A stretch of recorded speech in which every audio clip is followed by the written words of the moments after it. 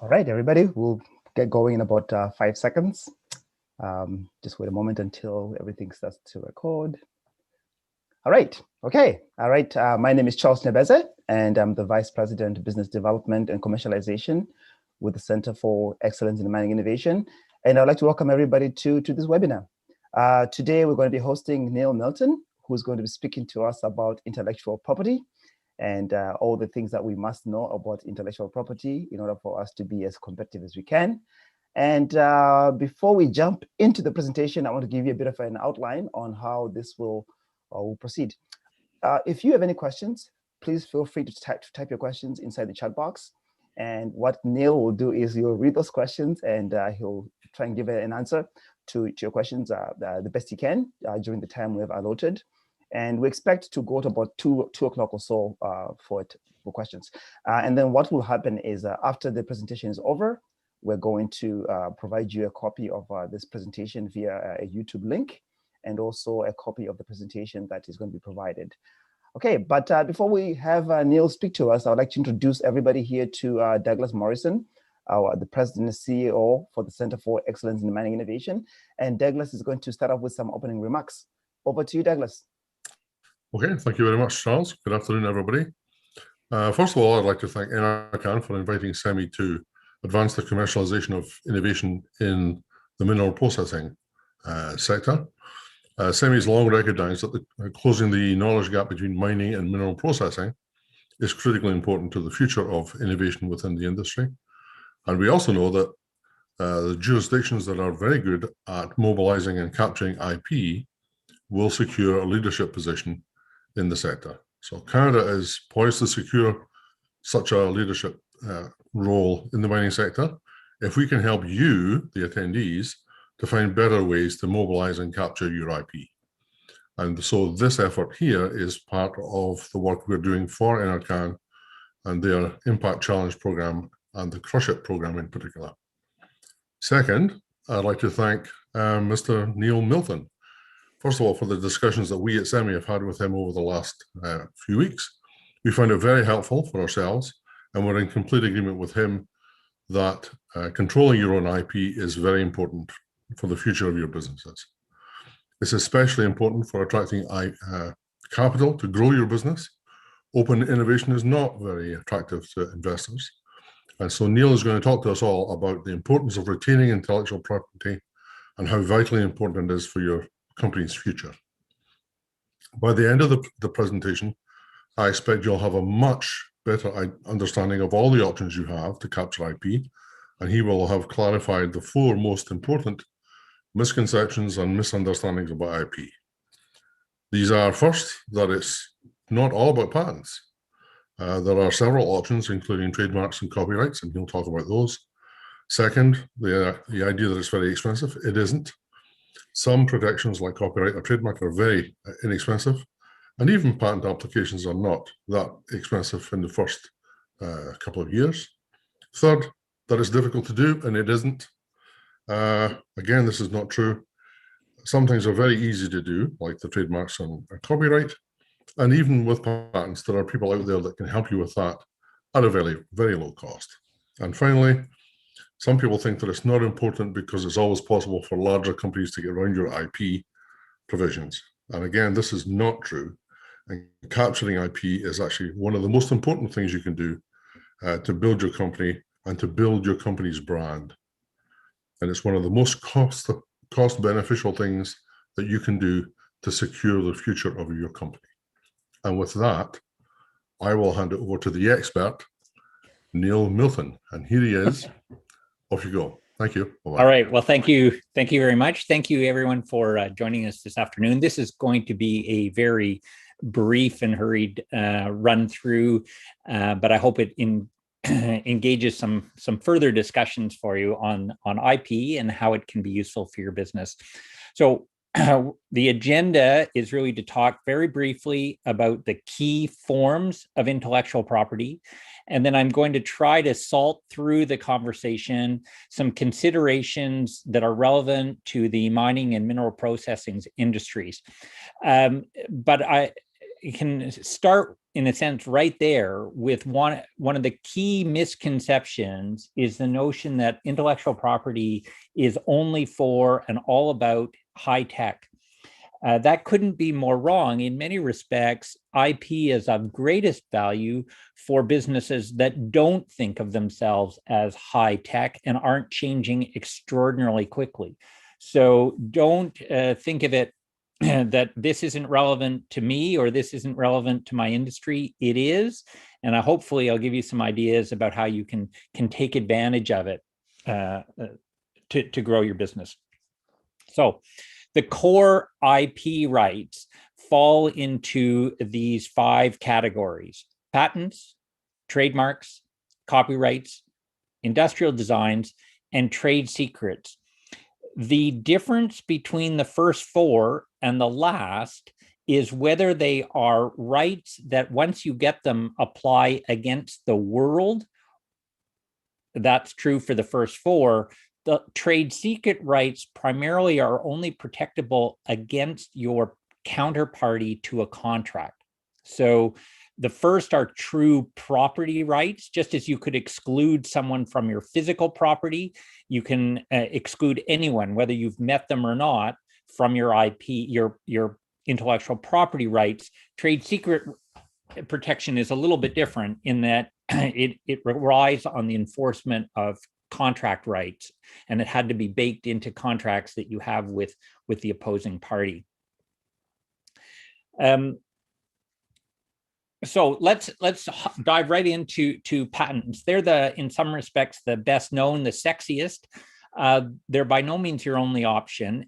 As Doug was mentioning, patents protect invention. So this is truly in the concept of, have I had a new or novel idea about a way to do something? However, they're not necessarily the big overarching invention that you first think of as the root and branch of an industry. Often the most valuable inventions are incremental improvements. Something that produces 5 or 10% greater efficiency can often be of greater value because you don't have to do the missionary work of getting people to adopt the core idea, and they're all very excited to adopt this incremental improvement that saves them time or money or something of that nature. It can be, a patent can apply to a product, a process, machine, or a composition. So compositions are interesting. Processes are very interesting. Don't think of it just about light bulbs. It can be the way of making light bulbs. It can be the way of treating discharge or effluent. It can be the mechanism for treating the effluent, but it doesn't have to be. So they do incur significant costs. As Doug mentioned, these done strategically, you can spend those costs over a significant period of time. I like to think of a patent filing as a call option on rights. And what you want to do is get your stake in the ground, maybe a bit like prospecting. You want to get your stake in the ground and then find out if anyone wants to finance this thing or whether it's viable. And so you can control your spend over time as long as you're very, very attentive to what rights you're securing. Now, one of the key reverse things that many, many people who are new to IP forget is how useful other people's patents can be to you, and also they can be scary.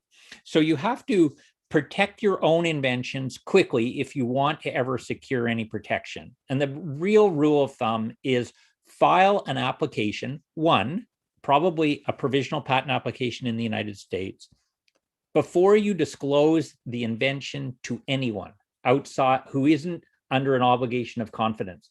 Don't go to a trade show and have your new invention on a poster and start yakking about it until you filed one application first. So that's an absolutely crucial rule. You must file before you disclose. Flipping it on its head, you must be sensitive to other people's patent rights. And it's important to consider that you're not infringing previously protected matter. And the third consideration, though, which is probably the least well understood, is what a gold mine, literally, of useful information other people's prior patent filings are. They give you insight about people's what's been done in the past. Often those patent rights have expired. Maybe they never even applied in Canada. So for instance, someone applied in the United States, never applied in Canada. It's fair game. And you can learn everything you can learn from reading their patent.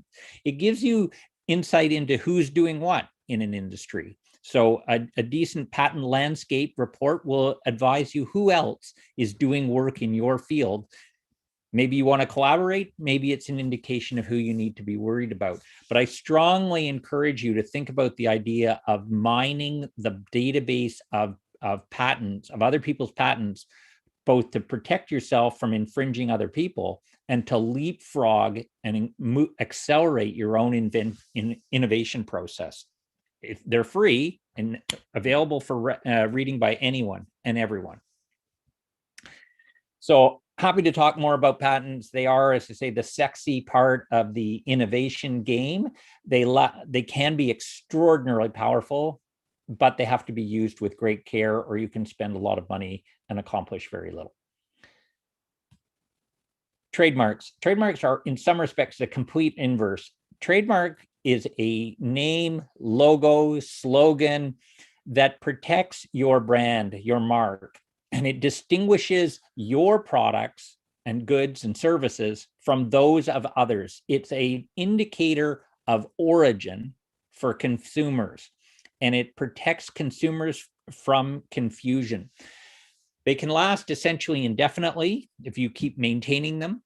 They're very cost effective to acquire, and they're massively powerful. Now, the power really relates to the protecting your brand. If your brand isn't very worthwhile or considered very highly, then you haven't protected very much. But the two concepts lean on each other. The IP protection is what makes it possible for you to know when I say, let's get a cat or a bobcat, that those are two quite different things.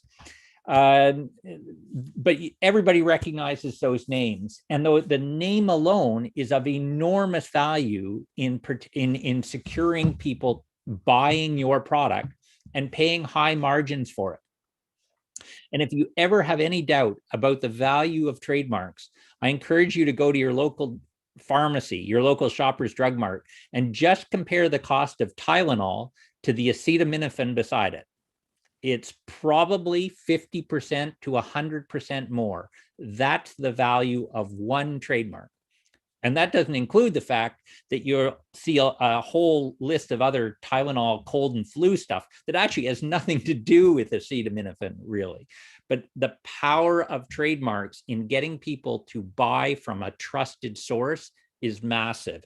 You have to be trusted, but equally, it's a way a small company often gets built into RFPs, gets recognized and gets hired quickly, avoiding the classic sort of tender race to the bottom.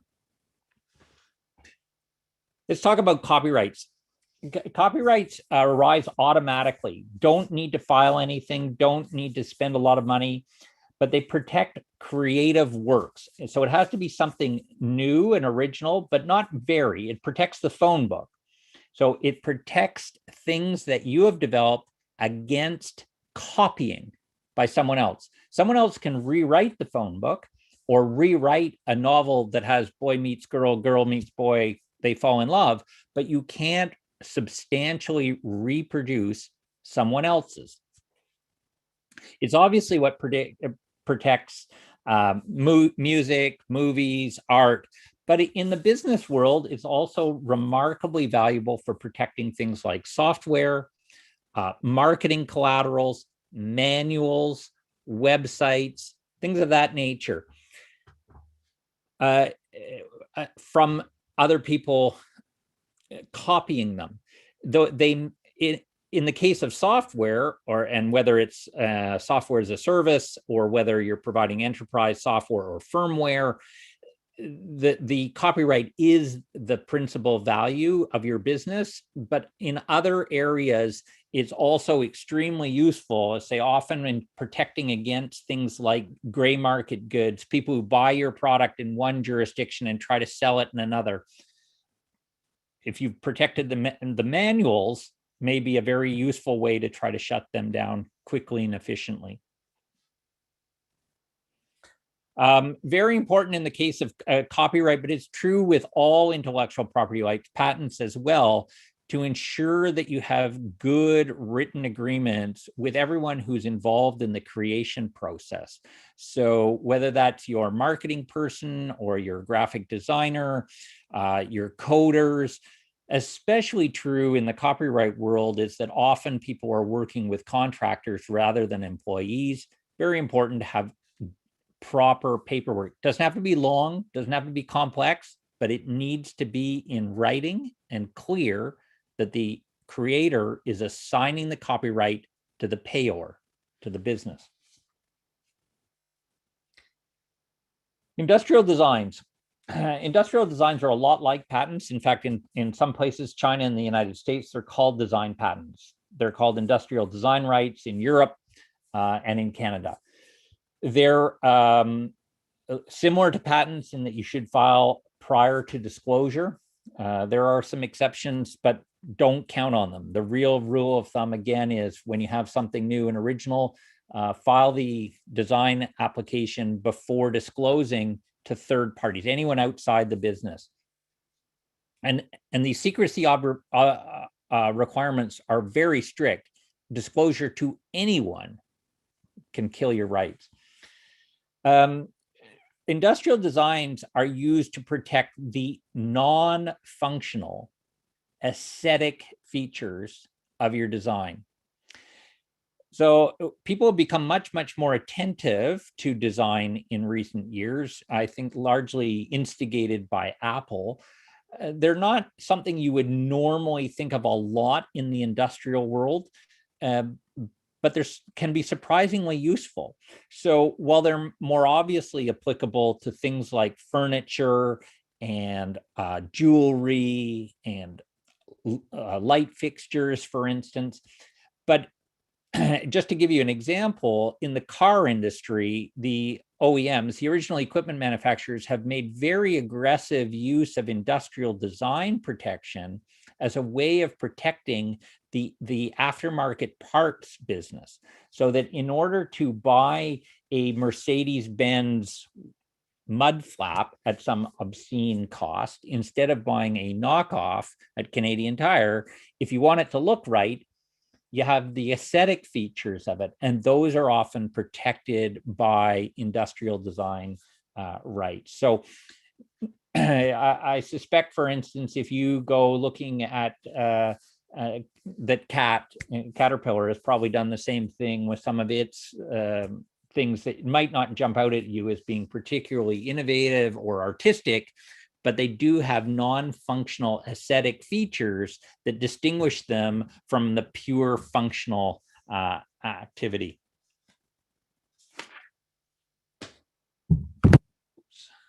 Trade secrets. So trade secrets can protect any commercially valuable information. And so essentially the key thing there is if it's valuable, it can be protected and enforced. But it has to be done through contract. It can be, it's inexpensive in the sense that the contracts don't cost you a lot of money or government fees to protect and file, as might be the case with patents. They're expensive in the sense that you have to be very vigilant internally to ensure that you secure contracts with people that matter and that you retain them. A colleague used to refer to it as contract hygiene. You have to ensure that you get them signed and you keep a copy of them and that you can find it when you need it in order to remind someone of the obligations that they owe you. Mentioned before, one of the weaknesses potentially is they can only be enforced against the counterparty to the contract normally, they can be, if an employee jumps ship, you can, and moves to a competitor, you can probably enforce the trade secret rights against the competitor as well, because they would be acquiring the information improperly in breach of the contract. But what you can't do is use it to protect against a third party who you've never met, who's never met you, and who comes up with the same idea, for instance, independently. And that's the difference, this independent creation. Independent creation doesn't protect you in the world of copyrights. You can go out tomorrow and rewrite the code for Twitter and produce the same application. But whereas patents do protect you against third-party independent creation of the same idea. So let's talk just ever so briefly about some of the relevant considerations in the mining and mineral processing world. So starting with the negative, then it's important at least to be brutally honest about how difficult it can be sometimes to identify what, if you have intellectual properties, whether someone else is infringing them.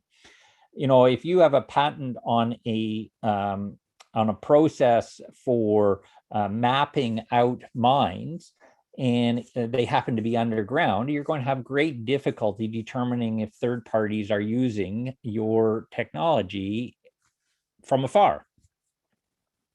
And in addition to the fact that they're hidden often, very often, they're obviously going to be in very remote locations, often in very different countries.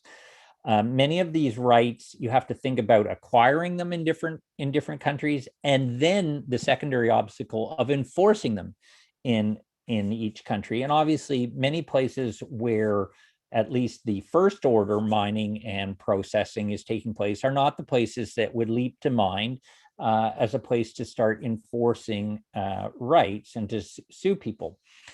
But and equally, you may end up having to think about selling in many different places. But there are ways to mitigate these risks. And clearly, in particular, is to think about, if you're doing business with a party who may be thinking about infringing, they may have operations in a place that's much easier to enforce. You may have a ways of getting at them in the United States or in the UK, for instance, even in South Africa, where many people would find it much more likely that the courts are going to give you fair redress. But on the positive side, the crucial thing about all IP doesn't suddenly give you this tidal tsunami of money. You know, you don't protect some little thing and suddenly become wealthy. The important thing to think about it is it a key that unlocks some greater value? And then how do I share that value and capture for myself some of it? Not all of it, some of it.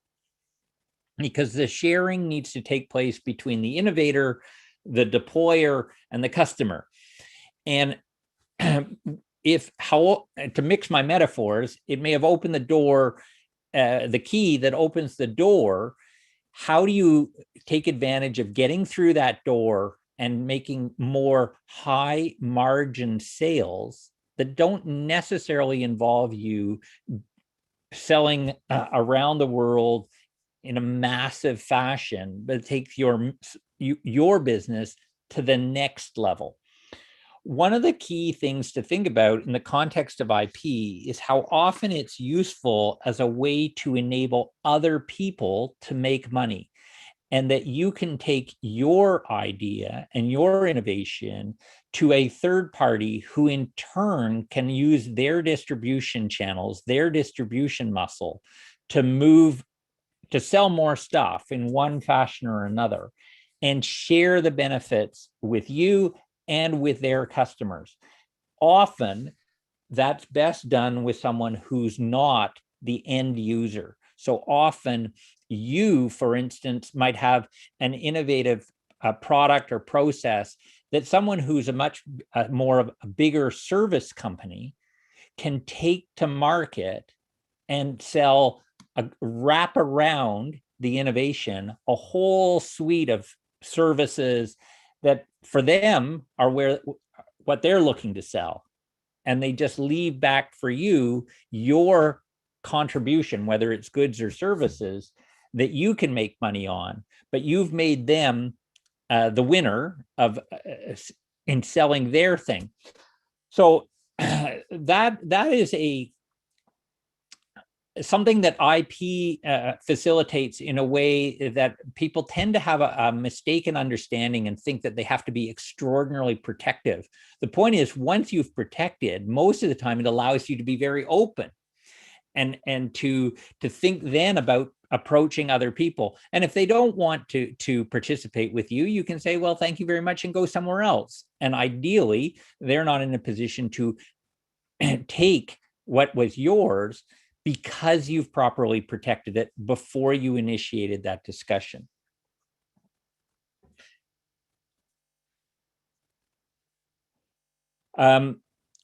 Yeah, don't fall in the trap of thinking that you must sell your product to reap your invention, the benefits from your invention. Often, in fact, it's you take your invention to a third party. I'm trying to think of a great example, but even if you, for instance, came up with a better golf club tomorrow, it's rare that the business, you would suddenly think, oh, I want to suddenly become a golf club manufacturer. It's not, most of the life is not like Dragon's Den. What you should be doing is, I've had a better idea for a golf club. Now I go to Callaway. Now I go to Top Flight. Now I go to the other people who have the muscle, and I say, who wants to dance with me? Because they have the ability to monetize your invention in a way that you don't in any reasonably foreseeable time frame. So always consider licensing. Consider, that slide should also include, consider partnering. You may be able to provide a few days of extremely valuable consulting services and products, and someone else sells hundreds or thousands of days of services wrapped around it. If you have a better, smarter way of treating effluent, you probably don't want to be selling to every mine and every mining company everywhere. But there are lots of engineering companies who might be very interested in winning competitive bids to deal with effluent better than their competitors. And so you need to go to one or two of them and convince them that you have a way of helping them. And that, I say, is a crucial thing that IP enables. Doesn't solve the problem, but makes it much easier to deal with, is that you can go to third parties and help them achieve greater sales to their customers. Right. Questions, Charles? Where are we at? We're at 2 o'clock. Awesome, thank you. So there are a couple of questions, Neil, in the chat box. So I'm going to let you read those questions in the chat box. I don't know if you see it, and allow you. Okay, so if you look at the bottom. Here, I got it. Yeah, but there was a request by a gentleman by the name of Daniel Clough to ask a question online, and I can enable him to ask that question if that's okay with you, Neil. Sure. Yeah. Okay. Daniel, I'll just queue you up in a second. Okay, give me one moment. I need to find your name on my long list of names here. Okay. Maybe in the meantime, Neil, if you can look at the questions that have been asked already, is there any one question you want to pick out while I get to Daniel ready? So let me start with the what countries do you want to file a patent in? So let me give you an example from semiconductors. If you're in Canada, you come up with a better semiconductor design, don't file in Canada, because no one makes semiconductors in Canada. Where do you want to file? Taiwan. Maybe, however, you want to file in the United States because you think that people will import from Taiwan or Japan into the United States. So you want to file in the jurisdiction where the product or the invention is going to be worked, so used, or where you want to be able to get at products that infringe. But so you need to know the specifics of your product and your industry and then work backwards from that to think about where are the fewest jurisdictions that I can choke off a competitor from beating me. So to use my semiconductor example, pretty much if you file in Japan and Taiwan, you've choked off the world's supply of high-end semiconductors. That's it. You don't need to go anywhere else because no one makes them anywhere else. And so in many industries, you'd be surprised at how few places, if you really think about it, you need to go. But obviously, if you're happen to be more like pharmaceuticals, then you're stuck. You have to think seriously about, do you want to file everywhere? And if so, what is it going to cost me to do that? Best database for patents is the European Patent Office. And it's more easily searched than the others. It's free. I'm sorry, I don't have the URL handy, but if you search European Patent Database, you should land on it. And if not, send me an email and I'll send you the link. Excellent resource. And say it's really shocking to me in an industry like mining and mineral processing in particular. You know, things often move very slowly, and the thinking that someone engaged in 20, 30, 50 years ago might be very relevant to where you could move forward from now, especially since innovations that may not have been commercially viable might now be commercially viable to work on because of cheaper electronics, because of software, and because of the internet that weren't when they were first thought of. So I really strongly encourage you to think about looking at other people's filings to get you when you're working on something. Google Patents is also is pretty good. Yes, it's a SPASnet. That's it. Absolutely, that's the best source. Yeah, I'll just enable Daniel to ask his question now. One moment. Yep. Go ahead, Daniel, and unmute yourself. Thank you, Charles. Thanks for the discussion. Interesting information you're giving us. I have you on two screens. That's why I'm looking at you, but my camera's over there.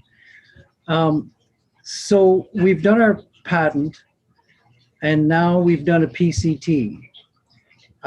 So far, we're in for about 25 grand on this, and nothing has actually happened yet, except exactly as you say, the whole business of non-disclosure and non-competition agreements is less important when we're trying to get a partner with this, right? And this is in mining, so we want them to call us. We want to advertise, but the thing that's coming up now is we have to select the countries out of the PCT that we want to try to operate in. Each one of those has an individual fee.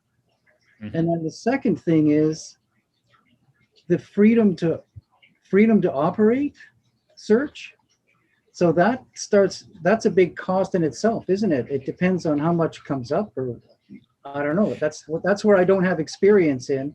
And the problem then becomes we might have to license from someone who had some other patent that's nested within this.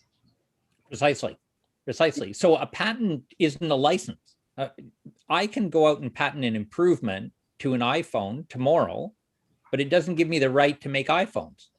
No, right. So, and in fact, the obvious only buyer or licensee of my idea is going to be Apple.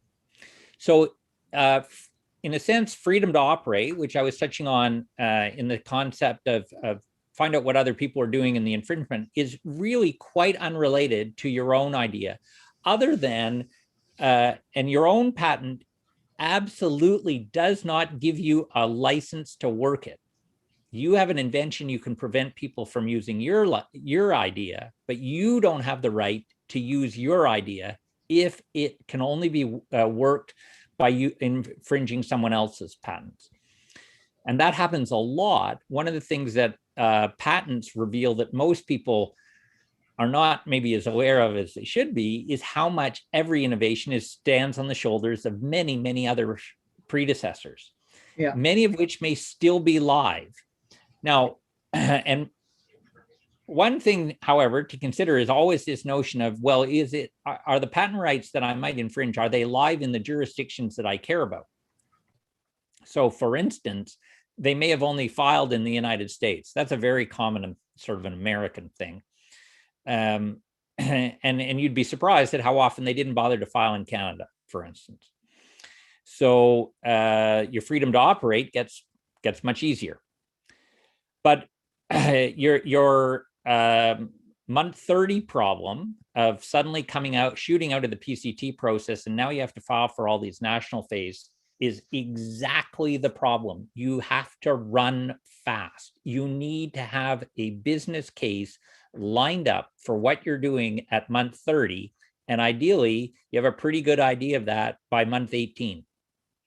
Because by the time you're at month 29, it's too late to figure out, other than just, and what most people do, I've learned a little bit about human nature, is once a train leaves the station, they find it extraordinarily difficult not to keep spending money.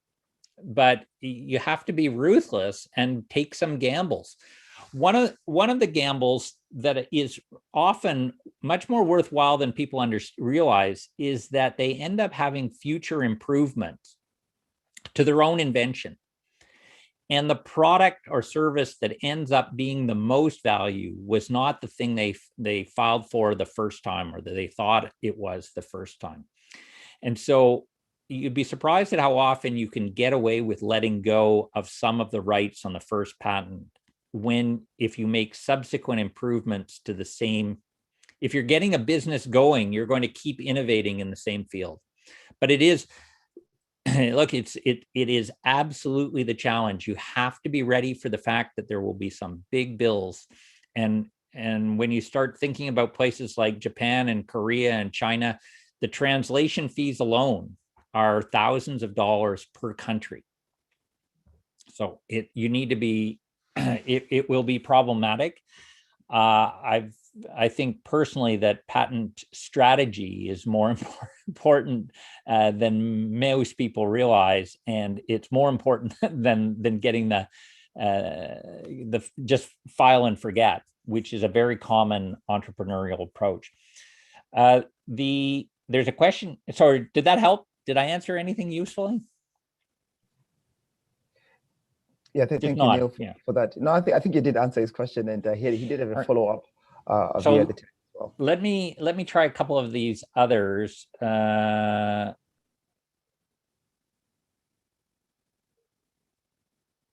so the patent filing process, look, is you need to file the application before there's disclosure of the invention, essentially anywhere in the world. There's an exemption in Canada and the United States for inventors. You have up to 12 months from first disclosure to file. But now you've restricted yourself to only getting patent rights in Canada and the United States. You're dead, for instance, in China and in Europe.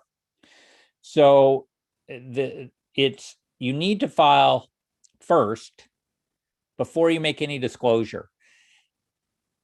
There's a whole series of events. People in the patent business tend to think of them and talk about them in months. So if you file at month 0, if you make any disclosures, you must do something by month 12. Normally, what you do at month 12 is you file what's called a PCT application. That's a patent cooperation treaty filing.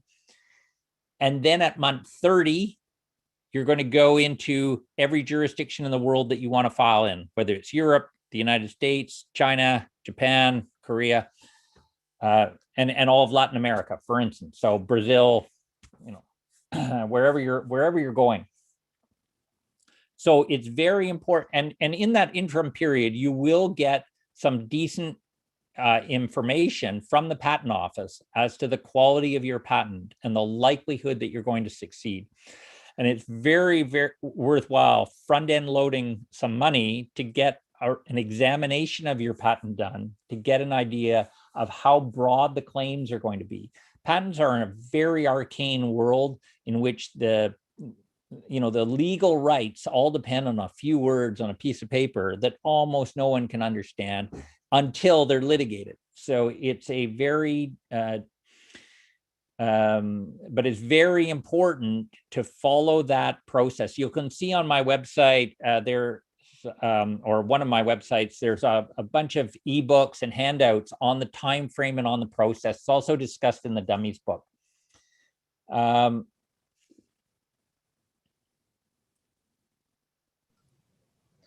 This licensing question, well, do you start at a conservative price and scale it out? That entirely depends on your clients and your customers and your bargaining power.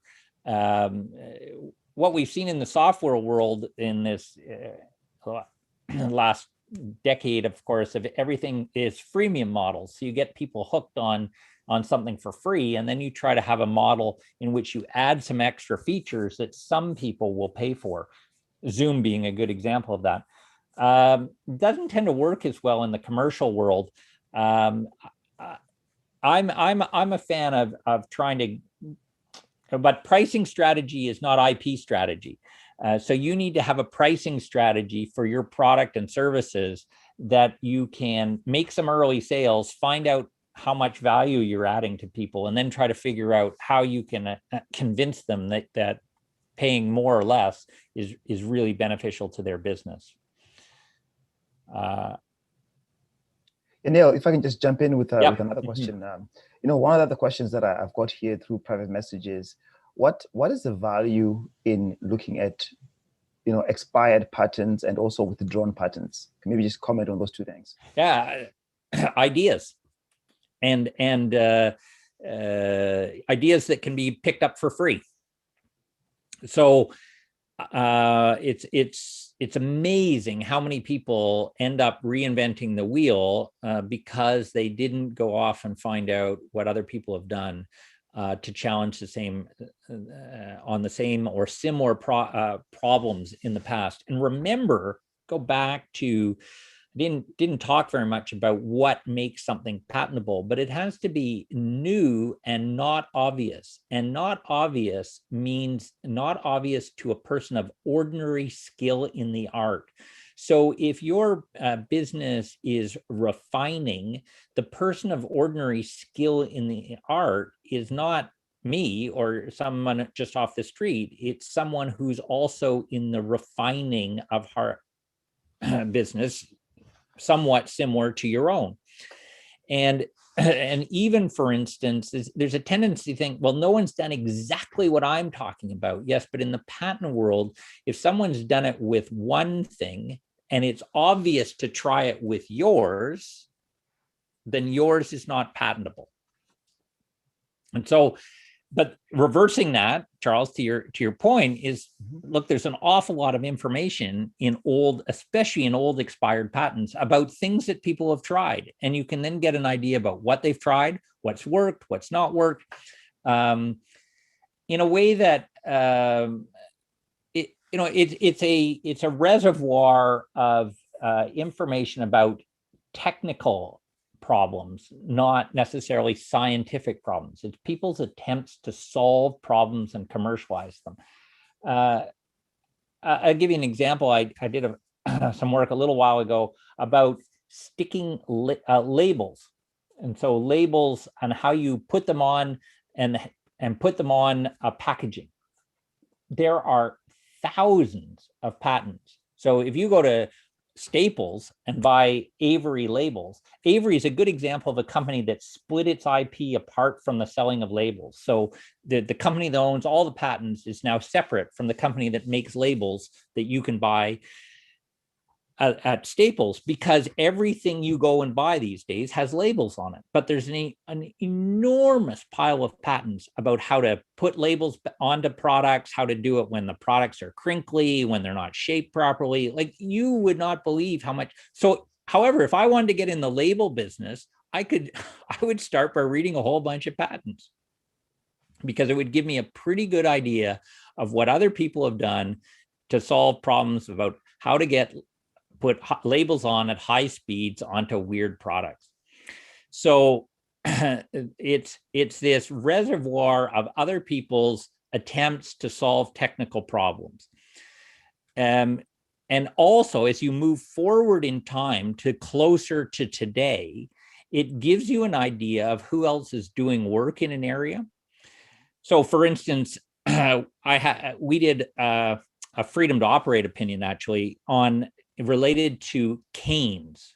So, a cane that a disabled person might use for walking. Dozens of patents owned by Honda. What? Well, it turns out Honda considers themselves in the personal mobility space. And I said to the client, well, so if you've got something here, have you thought about going and licensing the Honda? And it would just opened a whole new vista to him of who else might be in the business of thinking about personal mobility and how people get themselves around. So there's an example of fortuitous information. And then obviously there's if the patent is within the last 20 years, you need to figure out if it's expired or not. But the mere fact that you don't have freedom to operate without working them should not shut you down. You know, a lot of people immediately get despondent that I can't do what I want to do. Well, there's probably a good chance that the person who filed that application is either very open to new ideas and improving them, or is dead, or their business is moribund, or you can license from them and carry forward with it. Like, there are all kinds of things that are possible. So the mere fact that you hit something that looks like prior art that might hurt you is a reason to start digging deeper. Excellent. All right. Thank you so much, Neil, for the presentation. And also thank you, Douglas, for those introductory remarks. I also want to thank the audience who are from actually a global audience we have here, and people from across Canada, from coast to coast. I want to just remind everybody that we will be sending you an email shortly requesting if you'd like to receive one of the intellectual property law for dummies books, if you have a Canadian mailing address. And we'll also be providing you a copy of the presentation YouTube link, so you can rewatch this with when you have more time on your hands. But again, thank you, Neil. Would you like to maybe just say some parting words before we end the presentation? Thank you.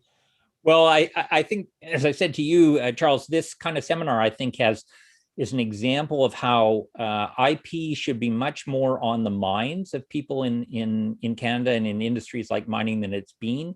But now you have an opportunity to get world-class IP advice in a way that might have been much, much more difficult in the past. No matter where you are, if you have an internet connection, you can get someone to give you good advice, and it should not cost you a fortune, at least to start to find out, is this something I want to pursue further? So it is an area that warrants learning a lot about. Don't spend $50,000, more than you spend on a car, on a patent, without knowing what PCT means. Excellent. Gotcha. Thank you so much, Neil. And again, I think people are dropping off already. Thank you, everybody. We'll be in touch with you shortly. Have a good day. Thank you.